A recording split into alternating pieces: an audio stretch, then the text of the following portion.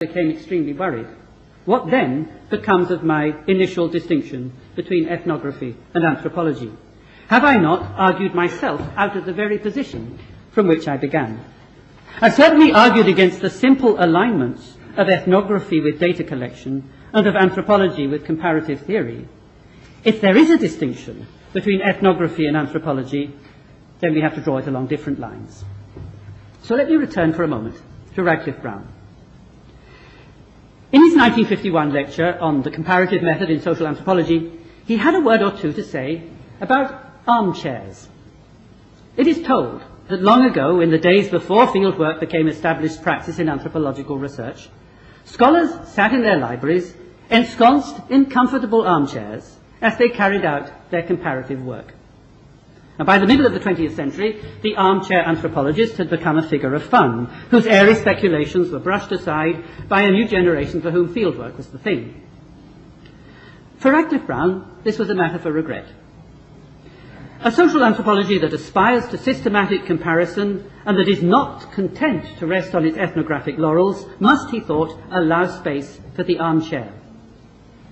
Now, whether our anthropological ancestors actually sat in armchairs as they worked, I have no idea. But the reason why this particular piece of furniture has earned its central place in the disciplinary imagination is plain. For it seems to cocoon the scholar in a sedentary confinement that insulates him or her almost completely from any kind of sensory contact with the surroundings. Being in the armchair, if you will, is the precise inversion of being in the world. So here's where I differ from Radcliffe-Brown. I don't think we can do anthropology in armchairs. And this is for a simple reason. Anthropologists often have trouble explaining, especially to novice students, what their subject is about. Perhaps it's a study of human societies, not just of our own society, but of all societies everywhere.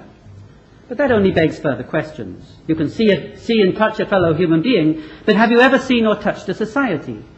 We may think we live in societies, but can anyone ever tell where their society ends and another one begins? And granted that we're not sure what societies are, or even whether they exist at all, couldn't we simply say that anthropology is the study of people? And there's much to be said for this.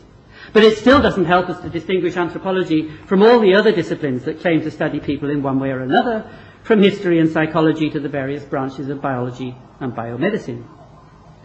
What truly distinguishes anthropology, I believe, is that it is not a study of at all, but a study with. Anthropologists work and study with people. Immersed with them in an environment of joint activity, they learn to see things, or hear them, or touch them, in the ways that their teachers and companions do. And an education in anthropology, therefore, does more than furnish us with knowledge about the world, about people and their societies. It rather educates our perception of the world and opens our eyes and minds to other possibilities of being. The questions we address are philosophical ones, of what it means to be a human being or a person, of moral conduct and the balance of freedom and constraint in people's relations with others, of trust and responsibility, of the exercise of power, of the connections between language and thought, between words and things, and between what people say and what they do, of perception and representation, of learning and memory, of life and death and the passage of time, and so on and so forth. Indeed, the list is endless. But it's the fact that we address these questions in the world and not in the armchair, that this world is not just what we think about, but what we think with, and that in its thinking the mind wanders along pathways extending way beyond the envelope of the skin, that makes the enterprise anthropological and by the same token radically different from positivist science. We do our philosophy out of doors. And in this, the world and its inhabitants, human and non-human, are our teachers, mentors, and interlocutors. Now, in a recent, somewhat valedictory essay, Maurice Bloch asks rhetorically, where did anthropology go?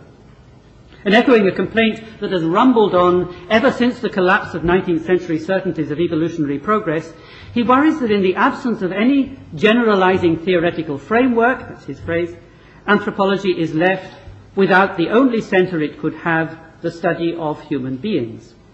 And he suggests a return to functionalism, understood in a broad sense as an understanding that is grounded in the circumstances of real human beings in specific places and embedded in the wider ecology of life.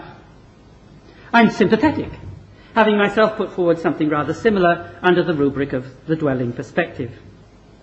As Bloch says of his functionalism, that is not a theory so much as an attitude, let's say a way of knowing rather than a framework for knowledge as such. And fundamentally, as a way of knowing, it is also a way of being.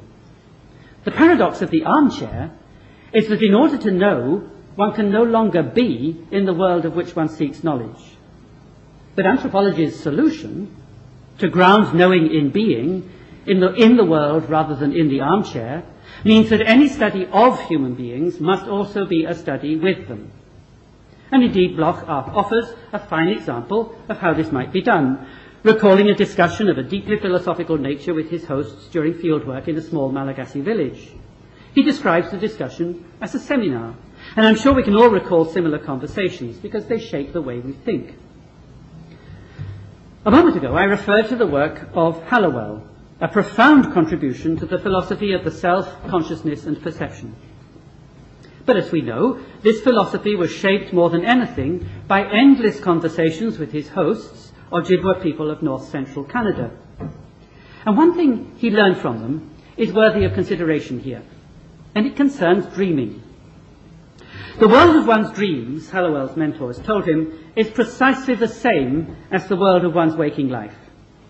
But in the dream, you perceive it with different eyes or through different senses, while making different kinds of movements, perhaps those of another animal, such as an eagle or a bear, and possibly even in a different medium, such as the air or the water, rather than on land. And when you wake, having experienced an alternative way of being in that same world in which you presently find yourself, you are wiser than you were before.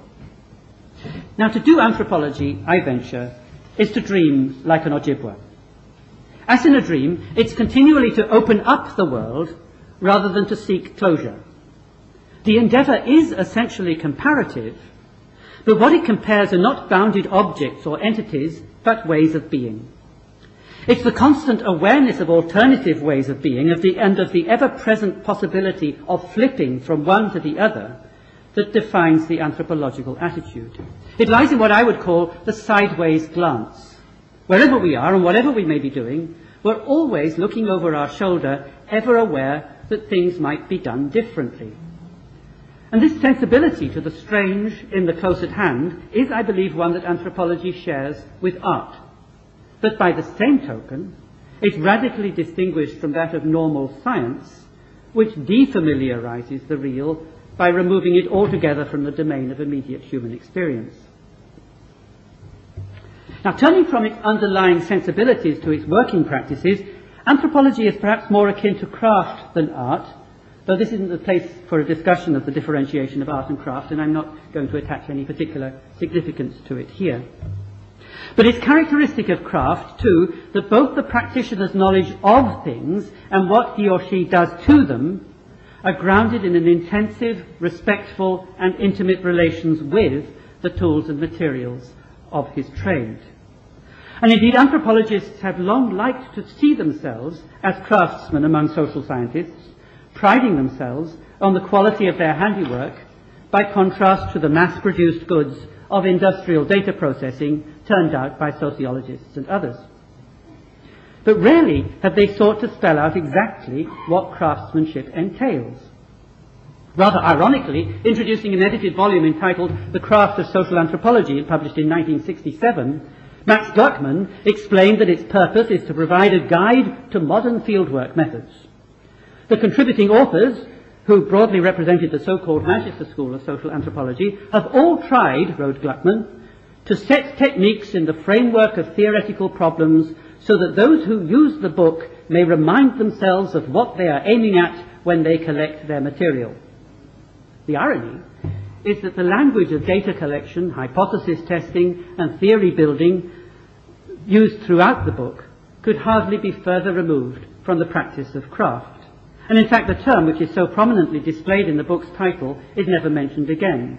And that anthropology as a craft seems to have been something that its contributors simply took for granted. But a decade previously, C. Wright Mills had concluded his book, The Sociological Imagination, with an appendix that tackles the issue head on. And barring its